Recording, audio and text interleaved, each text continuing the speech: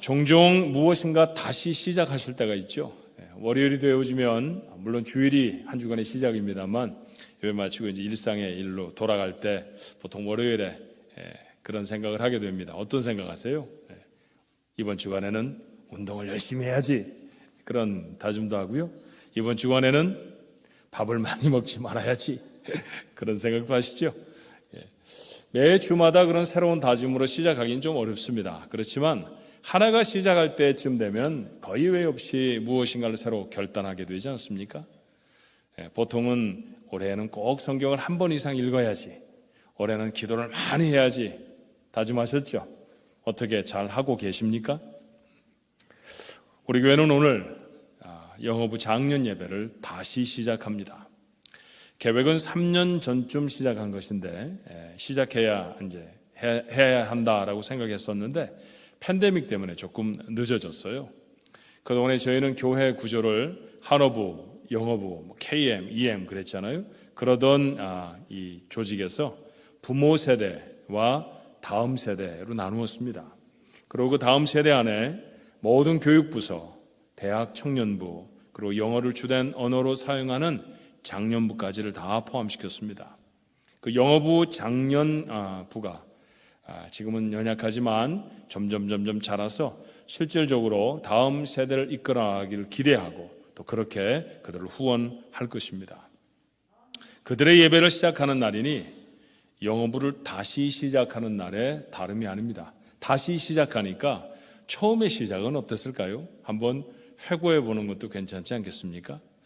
물론 영어부가 처음 우리 교회에서 시작될 때 저는 이곳에 있지 않았습니다. 하지만 선배 장로님들이 또 권사님들이 그때 일들을 제게 전해주셔서 조금 알고 있어요.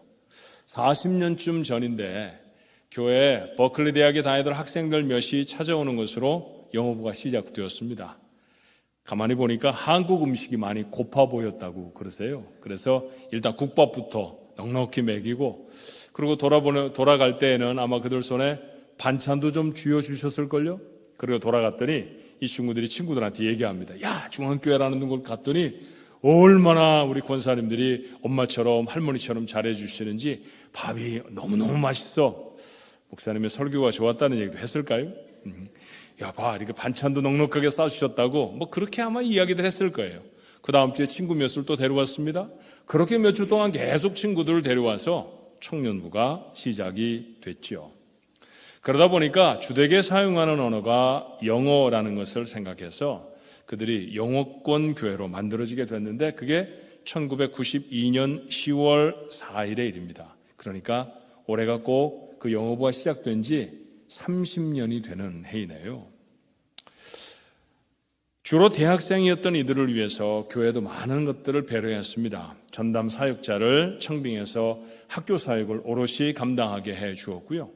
버클리에서부터 스탠포드에서부터 교회에 주일날 올 수 있도록 자동차를 배정해 주기도 했습니다. 영어부가 잘 자랐죠. 학교도 버클리 한 곳에 사역을 하다가 스탠포드까지 늘렸으니까 말이죠.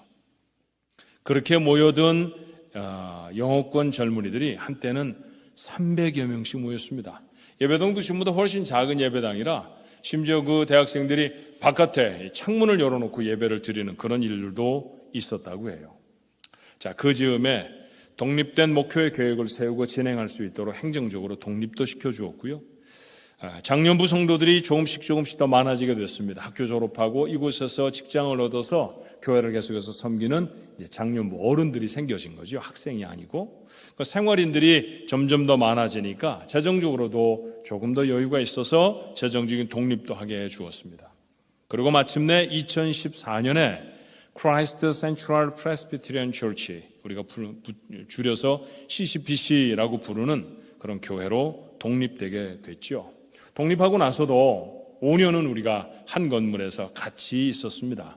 그러다가 2019년 1월에 저희들 교회 근처에 별도의 예배처소를 마련해서 분립하고 개척 시작하게 됐죠. 지금도 베이 지역에서 선한 영향력을 끼치는 건강한 교회로 성장하고 있습니다. 무엇보다도 이 한어부 교회와 영어부 교회는 갈등을 갖는 것이 보통의 교회의 모습입니다. 많이 싸우기도 하고 분쟁이 심해지면 법정 소송까지도 가고 그런 부정적인 이야기들 저희가 참 많이 듣습니다만 저희는 분립돼서 개척된 CCPC와 참 좋은 관계를 가지고 있습니다. 하나님 앞에 영광을 돌립니다. 이번에도 BBS와 같은 것 같이 하기도 했고요. 여전히 우리 교회에서 CCPC를 위해서 기도하고 영어부가 저희들과 함께 있을 때는 한어부를 위해서 별로 기도하지 않았던 것 같은데 나간 다음에는요. 저희들이 얼마나 기도를 많이 하는지 몰라요.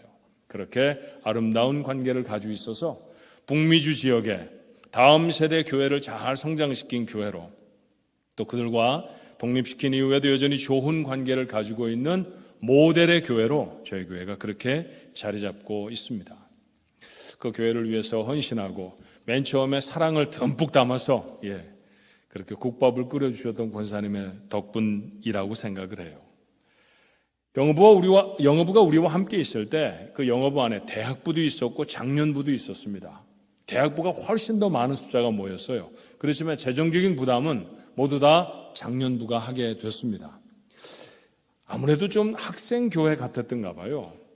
기존 교회처럼 이제 KM처럼 선교도 하고 싶고 그 밖에 여러 가지 일들을 하고 싶은데 학생 사역을 과도하게 한다라고 생각이 들었을까요? 어느 날 조심스럽게 그런 제안이 왔습니다. 이제는 대학생 사역을 좀 내려놓았으면 좋겠습니다. 이제는 교회 모습으로 장년부가 중심이 된 교회를 좀 해봤으면 좋겠습니다. 그런 안이 당회에 올라왔어요. 고민이 되었죠. 처음부터 하나님이 주신 은혜로 잘 키워서 이렇게 크게 성장한 그런 공동체인데 대학부를 떼내도 되나? 제 마음속에 어떻게 해야 좋을지 고민이 참 많았습니다. 그런데 어느 날 새벽 예배 때 하나님의 뜻을 분명히 알게 됐어요. 우리 교회는 두 차례나 예배당을 자연재해로 잃어버렸습니다. 한 번은 게으리에 있는 교회당을 그 지진 때문에 잃어버리게 됐고요. 이곳으로 이주해 온 다음에도 엘니뇨라고 하는 자연현상 때문에 또 땅이 무너지고 그러는 바람에 교회를 또 유실하는 그런 어려움이 있었죠. 자, 그러니 건축을 교회 새로 시작해야 되는데 그 건축의 과정도 남다른 어려움이 있었습니다. 보통은 이런 어려움에 교회가 분열되어 버리죠. 그런데 감사하게도요. 저희 교회는 한 번도 51년의 역사 속에 단 한 번도 분열되어 보지 않았습니다. 하나님 앞에 영광을 돌립니다. 얼마나 감사한 일인지 몰라요. 이 어려움들을 다 넘어선 것이 우리에게 기쁨이고 자랑이고 감사함이죠. 그런 마음이 저희들 모두에게 있었는데 그날 새벽 예배에 기도하는데 하나님이 제 마음에 이렇게 물으셨습니다. 어떻게 이런 일들이 가능했는 줄 너는 아느냐? 어떻게 가능했을까요? 교회를 든든히 지켜주신 교인들 덕분입니다. 이렇게 대답하는 건 하나님의 질문의 의도와 다른 것 같았습니다. 하나님이 그걸 모르셔서 물으시진 않을 터인데 고민을 하고 있는데 하나님이 답도 제 마음속에 일러주시는 것 같았어요. 악한 시대에 적지 않은 희생을 감당하면서 젊은이들을 믿음의 길로 인도해 준 것이 내가 너무 기쁘고 내가 너무 교회에 고마워서 내가 너희들에게 준 축복인 줄 너는 아느냐? 그 마음이 제게 드는데 얼마나 감사했는지 몰라요. 하나님 우리가 젊은 아이들 열심히 섬겼더니 하나님 그 축복으로 우리는 여전히 모나고 부족하고 연약한 사람들인데 아름다운 예배당도 건축하게 하셨고 교회가 분열되지도 않게 하셨다. 그 말씀이군요. 그러고 나서 영어부 친구한테 말을 전했습니다. 어려우면 한우부가 할 테니까 우린 절대로 대학부를 포기하지 않는다. 계속해서 우리 사역을 할 것이다. 영어부가 감사하게도 우리 당회의 결정을 존중해 주었어요. 그리고 지금은 교회를 개척해 나간 다음에도 여전히 지금도 대학생 사역을 계속해 하고 있습니다. 나는 다음 세대를 하나님의 복음 가운데 인도해내고 그들이 예배의 공동체로 세워질 수 있도록 섬기는 일, 하나님을 기쁘시게 하는 일이라고 분명히 믿습니다. 우리 교회가 지난 51년 동안 하나님의 크신 복을 받은 이유도 바로 거기에 있다고 하는 사실을 우리 교회 성도들은 잊지 않았으면 좋겠습니다. 그래서 우리 교회의 가장 중요한 사역의 하나는 다음 세대에 복음을 전하는 일입니다. 우리는 이 일을 주님이 오실 때까지 계속 할 것입니다. 영어부가 교회로 성장해 분가하면 즉시 또 다른 영어부를 시작한다라고 하는 것이 원래의 계획이었습니다. 여러 사정상 조금 늦어졌지만 다시 하나님이 기뻐하실 이 사역을 시작합니다. 그런데 이 귀한 사역을 다시 시작하면서 우리가 무엇을 어떻게 준비해야 할까? 오늘 우리가 부른 찬양처럼 우리가 기도에 씨도 심고요, 그리고 저들을 위해 사랑하고 돌보기도 하겠습니다만, 우리가 다짐해야 할 것들이 하나님의 말씀으로부터 몇 가지가 있지 않나, 그런 생각을 했어요. 자, 오늘 그 첫 번째 이야기들을 좀 나눠보려고 합니다. 우리가 선한 영향력을 끼치려고 하면, 다음 세대에 좋은 영향력을 끼치려고 하면 그 전에 먼저 부정적인 영향력부터 깨트려야 합니다. 디모데서라고 하는 성경은 바울이 영적 아들 같은 디모데에게 보내는 편지입니다. 그런데 지금 에베소 교회를 담당하고 있는 디모데, 굉장히 많이 힘들었습니다. 거짓된 교사들이 에베소 교회에 많이 들어왔고요, 복음을 훼손시키고, 그리고 교회를 엄청나게 어렵게 하는 거예요. 얼마나 크게 어려웠던지 이 상황은 계시록에도 그대로 기록되어 있습니다. 요한계시록 2장 1절부터 4절에 보면 그때 에베소 교회에 처한 상황이 어땠는지, 에베소 교회가 무슨 일을 했는지를 알 수 있어요. 자, 한번 볼까요? 에베소 교회 사자에게 편지하라. 그러니까 에베소 교회가 듣는 말씀이죠. 오른손에 있는 7뼈를 붙잡고 7 금 촛대 사이를 거니시는 이가 이르시되, 내가 내 행위와 수고와 내 인내를 알고 또 악한 자들을 용납하지 아니한 것과 자칭 사도라 하되 아닌 자들을 시험하여 그의 거짓된 것을 내가 드러낸 것과 또 내가 참고 내 이름을 위하여 견디고 게으르지 아니한 것을 아노라. 그러나 너를 책망할 것이 있나니 너의 처음 사랑을 버렸느니라. 에베소 교회가 들었던 예수님의 말씀이었습니다. 자, 에베소 교회가 어떤 어려운 일들을 해야 했을까요? 무엇이 옳은 것이고 무엇이 틀린 것인지를 부지런히 판단해야 했습니다. 들어와서 너마다 나는 사도입니다, 나는 교사입니다라고 외치는데 정말 그들이 말하는 것이 성경 말씀 맞는지, 하나님의 뜻에 맞는 말씀인지 계속해서 점검을 해야 하느라 교회 지도자들은 고민했고 고단했던 것 같아요. 그런데 이 사람이 잘못했는지 잘했는지 이거 검사하려고 하면 아무래도 예민해지지 않겠습니까? 이 과정에 풍성한 은혜와 사랑을 잃어버리기도 했습니다. 그래서 교회가 메마른 교회처럼 되어져 버렸던 것 같습니다.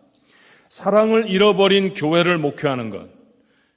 자, 그 디모데는 얼마나 많이 힘들고 어려웠을까요? 그래서 디모데는 아마 늘 울었던 것 같습니다. 디모데후서 1장 4절의 말씀에 보니 내 눈물을 생각하여 너 보기를 원하면 내 기쁨이 가득하게 하려 함이라. 바울은 그렇게 말하죠. 디모데후서는 바울이 감옥에 갇혔을 때 쓴 글입니다. 그리고 이제 그곳에서 얼마 후면 순교할 것입니다. 그러니까 바울의 마지막 편지입니다. 근데 그 편지 속에 디모데야, 너 보기를 원한다. 왜요? 그가 너무 울고 슬퍼하며 교회를 섬기고 있다는 사실을 그가 알았기 때문이죠. 디모데는 심지어 목회를 하면서 병을 얻기도 한 것 같습니다. 자, 이전에 보낸 편지 디모데 전서에 바울은 이렇게 권하지요. 디모데후서 5장 23절에 이제부터는 물만 마시지 말고 내 위장과 자주 나는 병을 위하여 포도주를 조금씩 쓰라. 이게 약으로 쓰라는 얘기지 기호식품으로 술 먹어도 좋다 이런 얘기는 절대로 아닙니다. 남자분들이 해결되지 않은 습관 때문에 봐라 디모데도 술 먹었는데 이렇게 말하는 규절은 전혀 말씀의 의미와 다른 얘기입니다. 얼마나 그가 애를 썼던지 위장에 탈이 나서 늘 배앓이를 하면서 그렇게 살았다는 거예요.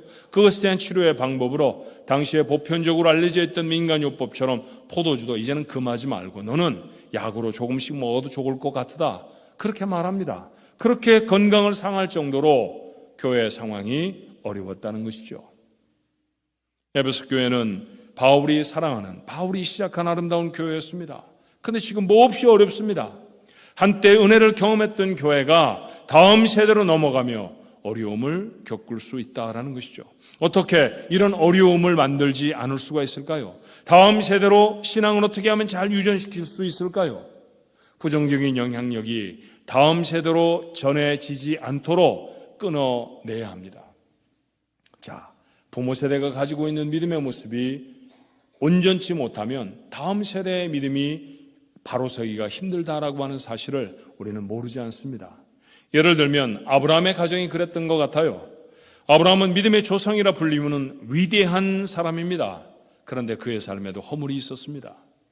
하나님의 명령에 순종해서 75살의 아브라함이 가나안 땅으로 이주를 합니다. 그런데 도착해 본 그 땅은 기근이 있었습니다.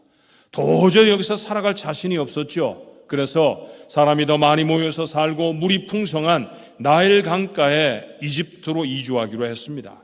그런데 그곳으로 이사를 가면서 여전히 아름다운 사라를 보고 자신을 죽이고 아내를 빼앗을까 아브라함은 두려웠던 것 같습니다. 그래서 아내에게 이렇게 제안을 해요. 창세기 12장 13절이죠. 원하건대 그대는 나의 누이라 하라. 그러면 내가 그대로 말미암아 안전하고 내 목숨이 그대로 말미암아 보존되리라 하니라. 자, 그래서 생명은 건질 수 있었을지 모르지만 아내는 잠시 잃어버렸던 아브라함 아니었습니까? 아무리 보아도, 아무리 그가 놓여있는 상황을 이해한다고 해도 이런 얘기 아내에게 하는 거 비겁한 짓입니다. 거짓된 행동이었습니다. 그런데 더 심각한 것은 이 거짓되고 비겁한 행동이 아브라함에게서 끝나지 않았다는 것이죠. 아브라함의 아들 이삭입니다. 자, 거짓말로 나를 누이라, 날 오빠라고 불러라고 말했던 바로 그때 사라의 마음이 어땠을까요? 뭐 이런 치사한 사람이 다 있지? 이거 내 남편 맞아? 이런 생각 혹 하지 않았을까요? 예, 그러던 사라가 낳았던 너무나 소중한 이삭이었습니다. 그런데 그 이삭 때에도 한 곳에 정착하지 못하고 다른 곳으로 이주해야 할 필요가 있었죠. 이번에도 흉년을 피해 그랄로 이주를 합니다. 그때의 모습을 성경이 이렇게 기록하고 있어요. 창세기 26장 7절에 그곳 사람들이 그의 아내에 대하여 물음에 그가 말하기를 그는 내 누이라 하였으니 리브가는 보기에 아름다움으로 그곳 백성이 리브가로 말미암아 자기를 죽일까 하여 그는 내 아내라 하기를 두려워함이었더라. 아버지 아브라함이 한 말을 아예 녹음기에 녹음해 놓은 것처럼 똑같이 반복하고 있지 않습니까? 아버지에게 배웠을까요? 어느 날 아브라함이 이삭을 불러서 살아가다 보면 어려운 일을 만난다. 그때 피할 방법은 아내를 동생이라고 하는 거야. 그렇게 문제를 해결해. 그랬을까요?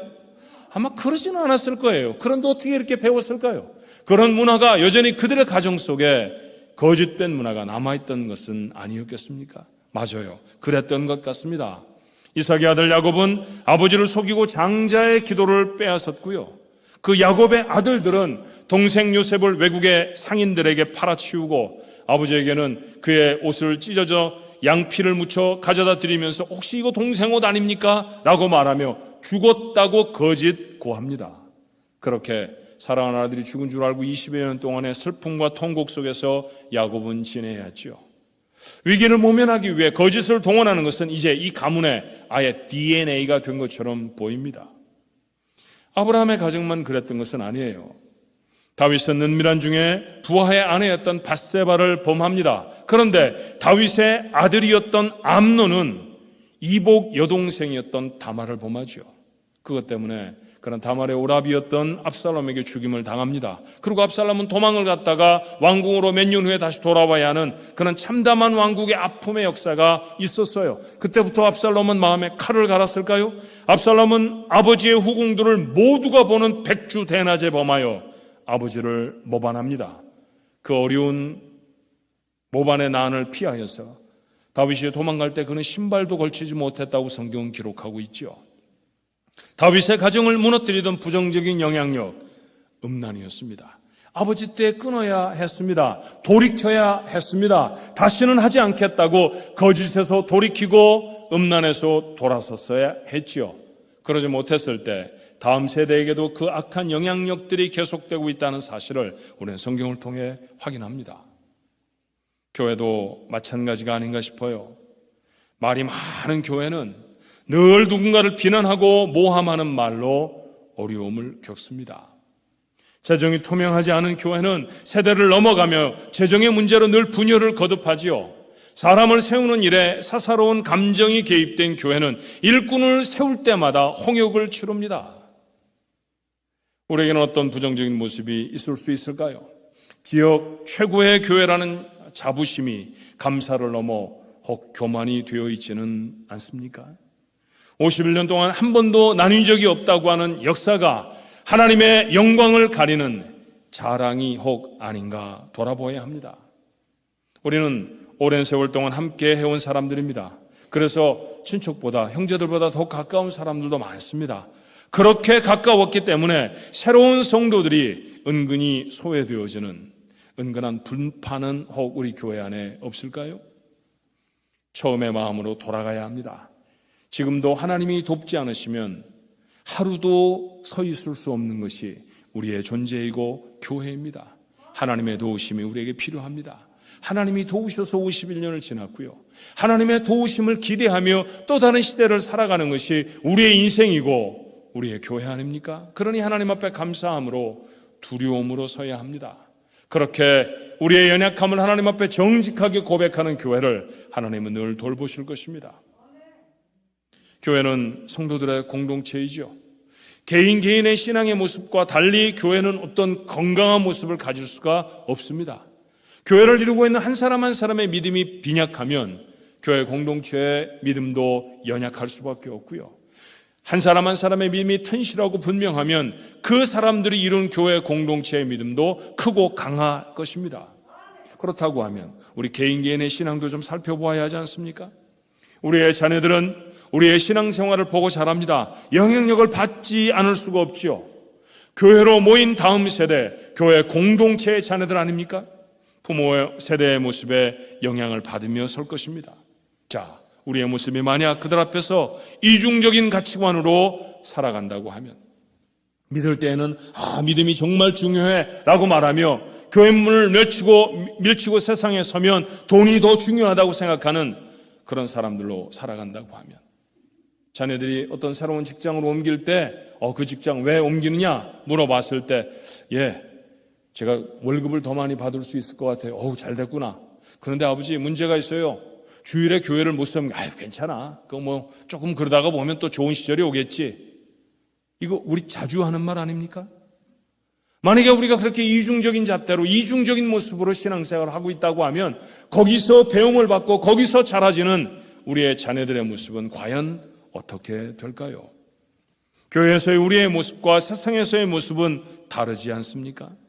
이 세들의 보기에는 너무나 열심히 교회에 출입합니다. 간혹 이 세들이 우리가 팬데믹 전에 교회 열심히 출입할 때 우리 뭐라 크레이지라고 그러기도 했었어요. 새벽마다 교회 가지, 수요일날 가지, 금요일날 또 가지, 그리고 주일날 아침부터 저녁까지 교회에 있지. 자기는 그렇게 못한다고 고개를 도리도리 접근했었습니다. 정말 자기들 부모를 보면 교회를 열심히 다니시는 분들이거든요. 근데 돌아와서 다른 사람하고 얘기하는 거 보면 그렇게 열심히 다니던 교회를 아무렇지도 않게 비판합니다. 정말 교회 다니는 사람 맞아? 다른 교회 다니는 거 아니야? 다른 교회 이야기하는 거 아니야? 그렇게 귀 기울이다 보면 그게 우리 교회 이야기였습니다 라고 말하는 그런 자녀들도 있더라고요. 그런 모습을 보고 자란다고 하면 건강한 믿음을 가질 수가 없지요. 1세들은 이 땅에서 삶을 일구어내야 하는 쉽지 않은 세월을 지났습니다. 그래서 사실은 두려움도 많고 내 것을 지키려고 하는 생각도 강합니다. 그러다 보니 세상을 돕고 섬기는 것에는 참 인색한 때가 많아요. 그러나 하나님이 지키셔서 하나님이 채우셔서 오늘까지 살아오지 않았습니까? 그러므로 하나님이 우리에게 베푸신 은혜를 생각하면 나눌 수 있어야 합니다.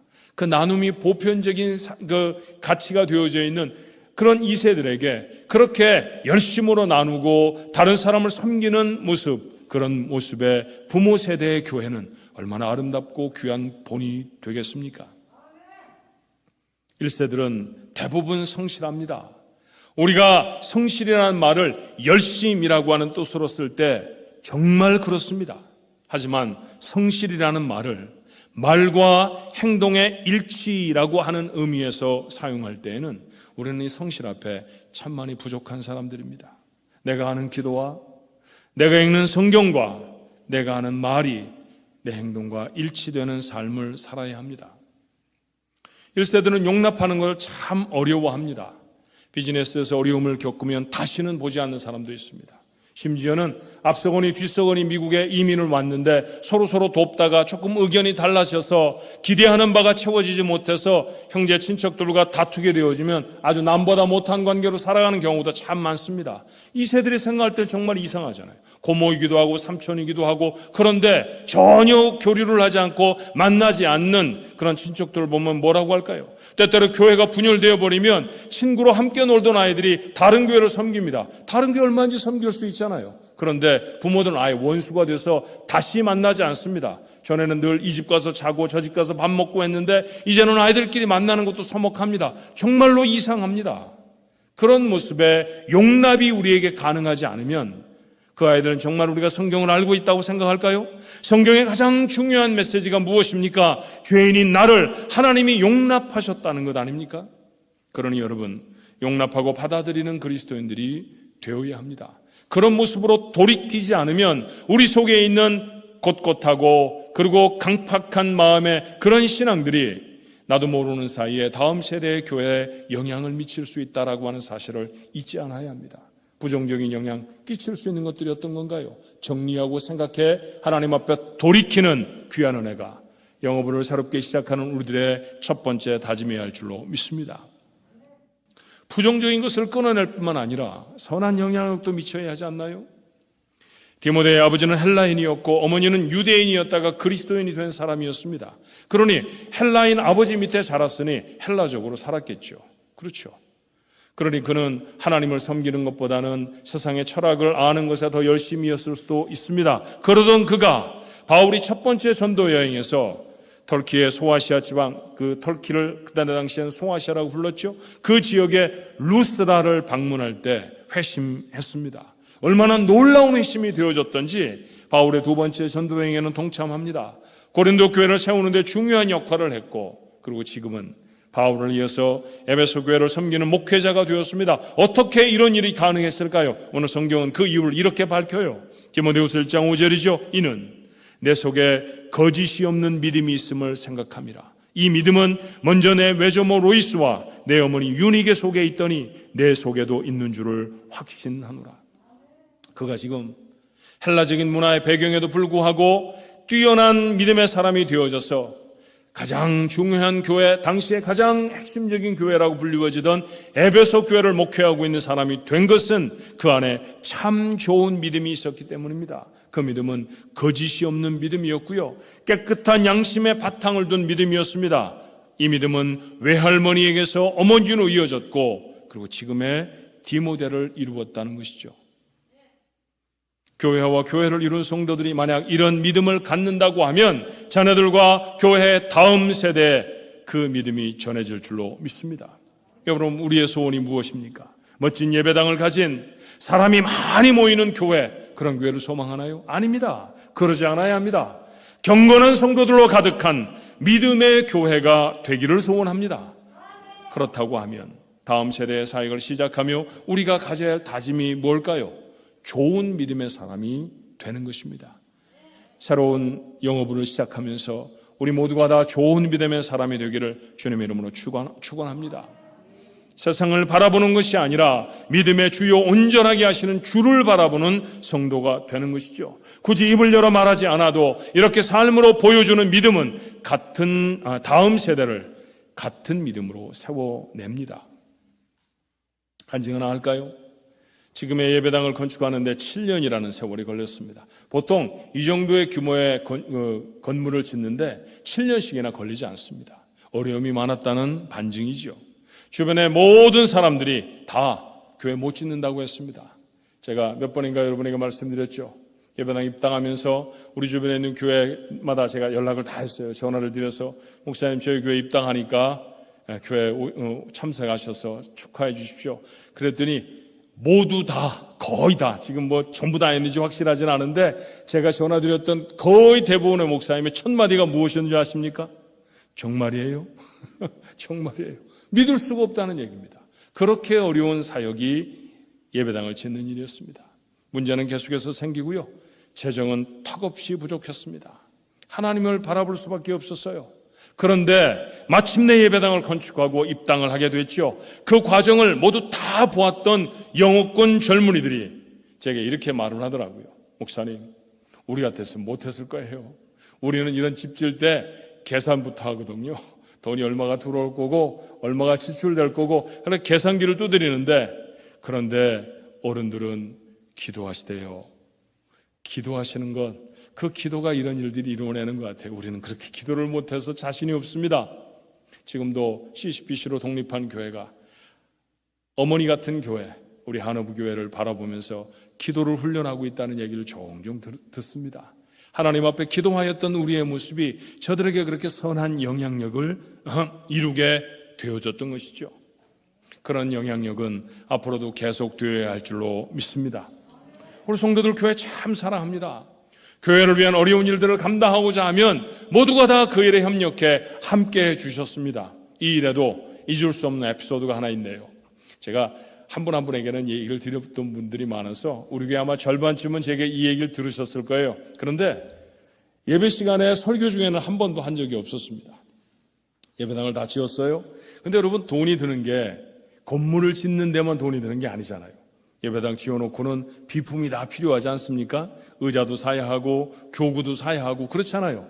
근데 그런 돈이 턱없이 부족해요. 그중에 특별히 저희들을 고민되게 했던 건 뭐냐 하면 예배당 안에 의자를 놓는 일이었습니다. 여러분 지금 앉아 계신 의자 한 50개쯤 이 본당에 지금 들여다 놓았는데 이 의자 살 돈이 없었습니다.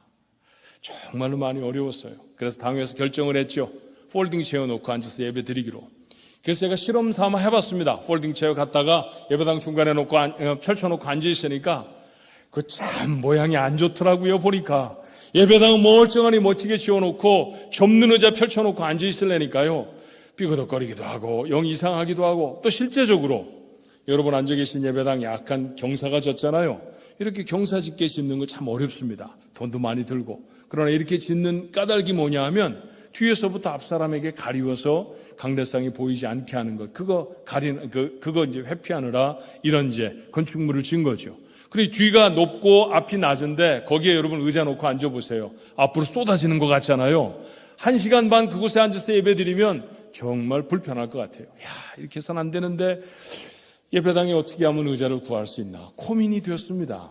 그런데 그러던 중간에 어른들 아파트에, 노인 아파트에 제가 신방을 가게 됐어요. 그때나 지금이나 우리 연세드신 권사님들은 저를 참 배려를 많이 하십니다. 목사님이 집집마다 다 다니시면서 신방하면 고단하니까 한 집으로 다 모여라. 그때부터 지금까지 내려오는 전통이에요. 제가 신방을 가면 한 댁으로 다 모아주십니다. 그럼 그곳에서 모이신 모든 권사님들 위해 기도해 드리도록 제겐 좀 쉽게 해 주시는 거죠. 그날도 그렇게 예배를 드렸어요. 예배 잘 드리고 그리고 차를 한 잔 나누는데 제 얼굴이 좀 어두웠을까요?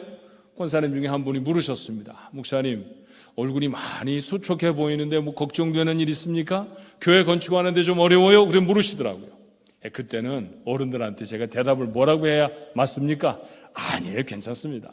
권사님들 기도만 해주세요. 이랬어야 되는데 그때만 해도 참 많이 어렸습니다. 제가 속에 걱정을 담아놓고서는 이게 참지를 못했던 것 같아요. 불쑥 튀어나온 일이 어려운 일이 참 많아요. 뭐가 제일 어렵습니까? 예배당에 의자를 사놓아야 되는데 의자 살 돈이 없습니다. 그랬더니 권사님들이 의자라고 그랬더니 값이 얼마나 하는 줄 아셨는가 봐요. 그게 얼마나 듭니까? 의자 하나가 $800 정도 듭니다. 여러분 20년 전에 의자 하나가 $800면 비싼 의자입니다. 참 좋은 재질로 튼튼하게 몇십 년을 써야 하는 의자이기 때문에 여러분 그렇게 제작을 해서 갖다 놓았거든요. 그러니 하나에 한 800불씩 든다고 하니까 권사님들이 깜짝 놀라셨으면 어이구 굉장히 비싸군요. 목사님 저희가 기도하겠습니다. 기도해 주세요. 그리고 전 돌아왔습니다. 그런데 얼마 후에 사무실로 전화가 왔어요. 권사님 중에 한 분이 말씀하십니다. 목사님 저희가 나라에서 주는 돈 800불씩 받습니다. 그러면 집세 3분의 1 내고 나면 500불 남습니다. 그거 갖고 저희 11조도 하고 교회 생활도 하고 뭐 음식도 사 먹어야 되는데 많이는 할 수가 없고 한 사람이 200불씩 내서 4명이 의자 하나 사기로 했습니다. 그래서 한 3개 정도 저희가 살 수 있을 것 같은데 목사님 걱정하지 마시고 의자 사십시오. 의자 50개 사야 되는데 3개 사주신다고 걱정하지 말라고 그러신 거예요. 그런데 정말 걱정이 안 되더라고요. 이 어른들이 500불에 200불을 떼어내면 여러분 뭘 갖고 사십니까? 그 한 달을? 그 큰 돈을 떼어내는 거예요. 그러면 교회 비품을 마련하시겠다고 했어요. 장로님들께 그 말씀을 드렸죠. 그동안에 교회 건축하느라고 성도들이 이 모양 저 모양으로 헌금을 너무 많이 해서 헌금 더 하십시오 이 얘기를 할 수가 없는 상황이었습니다. 그런데 어른들이 어머니들이 이렇게 하시면 우리가 더 해야 합니다. 장로님들이 그러시고 용기를 내서 얘기하자고 했어요. 그래서 제가 그 다음 주일에 성도들에게 말씀을 드렸습니다. 교회에 요만저만한 비품이 필요합니다. 여러분들 비품 헌금 한 번 더 해주십시오. 그래야 우리가 예배당에 입당해서 하나님 앞에 아름다운 예배당으로 기쁘게 예배드릴 수 있을 것 같습니다. 그리고 큰 종이 한 2장에다가 교회 건축하고 들어와서 사용할 수 있는 사용해야 되는 비품 목록을 쭉 적었어요. 제가 지금 생각해 보니까 한 40만 불 정도였던 것 같습니다. 이것도 큰 돈입니다. 당시로는 많이 20년 전에 40만 불이면 큰 돈이었습니다. 집 한 채 정도 살만한 돈 아니에요, 그죠? 그런데 그 목록을 적어놓고 이거 정말 헌금이 되겠나 싶지 않더라고요. 근데 여러분 2주 만에 다 채워졌어요. 2주 만에. 성도들이 참 어렵고 힘든 가운데도 야, 권사님들이 그렇게 하시겠다고 하는데 우리가 돈 아껴서 해야지. 예배당 지어놓고 멋진 의자 놓고 그렇게 감사하게 예배 드려야지. 그렇게 모두의 마음을 다 움직여 주셔서 2주 만에 그 칸이 다 채워지고요. 칸에 쓰지 않은 것들도 우린 이런 거 하겠습니다. 우린 이런 거 하겠습니다. 그런 비품까지 다 모아지게 돼서 오늘 이런 예배당으로 건축하고 하나님 앞에 예배드리게 됐습니다.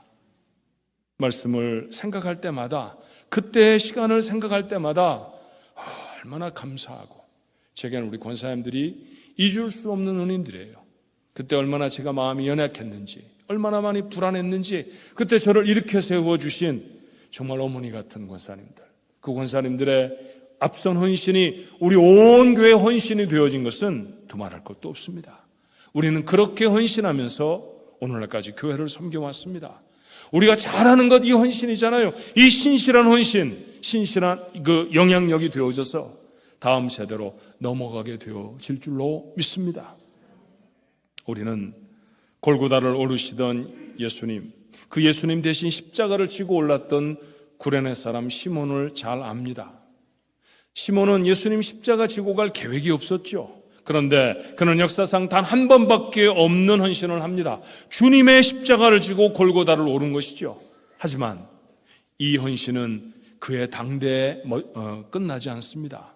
자, 마가는 그때의 사건을 이렇게 기록해요. 마가복음 15장 21절에 마침 알렉산더와 루포의 아버지인 구레네 사람 시몬이 시골로부터 와서 지나가는데 그들이 그를 억지로 같이 가게 하여 예수의 십자가를 지우고, 예수님 승천하신 지 불과 15년, 한 20년쯤 되어졌을 때 기록된 성경이 마가복음입니다. 그러니 교회가 막 세워져서 한 20년쯤 지났는데 지금 시몬을 소개하면 누구의 아버지라고 소개합니까? 알렉산더와 루포의 아버지라고 소개합니다. 그러면 교회가 누구를 더 잘 알고 있다는 얘기예요? 알렉산더와 루포를 더 잘 알고 있다는 얘기 아닙니까? 그때 예수님의 십자가를 지고 가셨던 그 시몬의 아들들이 교회에 잘 알려진 사람들이 되어졌습니다. 그렇다고 하면 그들은 교회를 섬기던 사람이었음에 분명합니다. 아버지 시몬은 주님의 십자가를 지는 헌신을 했고요. 가족들은 교회를 섬기는 헌신을 했습니다. 그 확인을 우리는 바울의 편지에서 이렇게 확인합니다. 로마서 16장 13절이죠. 주 안에서 택하심을 입은 루포와 그의 어머니에게 문안하라. 그의 어머니는 곧 내 어머니라. 바울은 로마 교회에 보내는 16장으로 되어진 편지의 맨 마지막 장은 자신의 사역에 헌신적으로 도와주었던 사람들, 교회를 헌신적으로 섬겼던 사람들, 그들에 대한 감사의 이름으로 빼곡히 채워냅니다. 그런데 그 중에 어머니처럼 고마운 사람, 루포의 어머니였습니다. 시몬의 아내였죠. 그러니 시몬은 예수님의 십자가를 지는 헌신을 했고 시몬의 가족들은 교회를 섬기는 헌신을 했다는 얘기 아닙니까? 루포에서 끝낸 것이 시몬에서 끝낸 것이 아니라 시몬의 아들들에게로 또 그 모습은 초대교회 성도들에게로 계속해서 보여지고 나타내져 흘러나가서 선하고 아름다운 헌신이 초대 기독교 공동체에 있었다는 이야기입니다. 사랑하는 중앙가족 여러분, 우리가 잘 해왔지만 앞으로도 교회를 위해 더 충성하도록 하십시다. 하나님의 사역을 위해서 우리의 삶을 드리는데 앞장설 수 있기를 바랍니다. 이 선한 섬김의 영향력이 반드시 다음 세대로 흘러가서 이전보다 더 크고 더 튼실하고 더 놀라운 부흥의 역사를 이루는 새로운 교회가 되게 하실 줄로 믿습니다. 하나님의 은혜로 다시 영업 사역을 시작합니다. 처음부터 모든 과정을 하나님 앞에 다 의지합니다. 하지만 이 귀한 사명을 감당하며 우리를 다시 세우는 기회가 됐으면 좋겠습니다. 부정적인 영향력은 가정에서나 교회에서 끊어내야 합니다. 믿음으로 결단하고 회개함으로 돌아서게 되기를 바랍니다. 긍정적인 영향력, 굳은 믿음과 신실한 헌신과 같은 이 귀한 영향력 계속 더하고 더해서 다음 세대에 건네주도록 하십시다. 하나님이 기뻐하실 것입니다. 하나님의 기쁨이 되는 사람들 당연히 복을 누리지 않겠습니까? 그 복을 누리는 부모 세대 교회와 그리고 이제 막 시작하는 다음 세대 교회 믿음의 공동체가 되시기를 주님의 이름으로 축원합니다. 이 시간에 우리 같이 한번 기도할까요? 좀 전에도 우리가 다음 세대를 위한 찬양을 부르며 기도하였지만 한 번 더 기도하십시다. 하나님, 우리에게 이런 새로운 사역을 다시 시작할 수 있게 하셔서 감사합니다. 이전에 놀랍게 부흥시켜 주신 것처럼 이제도 하나님 큰 부흥을 이루게 하옵소서. 이 일을 위해서 우리가 혹 부정적인 모습을 가지고 있다고 하면, 잘못된 모습, 돌아서야 할 모습이 있다고 하면 교회적으로나 개인적으로 돌아설 수 있게 도와주시고, 우리가 이제까지 조금이라도 잘한 것이 있다고 하면 더 잘해서 이 선한 영향력도 그대로 다 다음 세대에 전해져 그 교회가 풍성해지게 하여 주시옵소서. 우리 하나님 앞에 동성으로 기도합니다.